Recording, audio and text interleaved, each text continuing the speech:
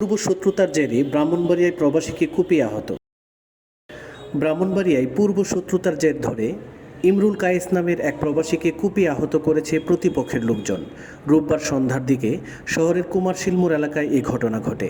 আহত কায়েস সদর উপজেলার সুহিলপুর ইউনিয়নের গোপীনাথপুর গ্রামের আব্দুর রশিদের ছেলে। হামলায় আহত কায়েস বলেন, গত কয়েক বছর ধরে আমাদের প্রতিপক্ষ ভূঁইয়া গোষ্ঠীর এমরান, কামাল, শিপনের সাথে ধানি জমি নিয়ে আমাদের বিরোধ চলছিল। তারা আমাদের জমি জোর জবর করে দখল করে নেয়। আমরা একাধিকবার বাধা দিলেও তারা ক্ষমতার দাপট দেখিয়ে তা দখল করে নেয়।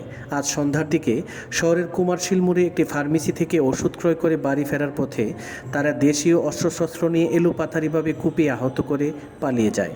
পরে স্থানীয় লোকজন উদ্ধার করে আমাকে জেলা সদর হাসপাতালে ভর্তি করে। আমার উপর হামলার ঘটনার সুষ্ঠু বিচার চাই। ব্রাহ্মণবাড়িয়া সদর থানার ভারপ্রাপ্ত কর্মকর্তা ওসি মোজাফফর হোসেন বলেন, খবর পেয়ে হাসপাতালে পুলিশ পাঠানো হয়েছে। অভিযোগ পেলে তদন্ত করে আইনগত ব্যবস্থা নেওয়া হবে।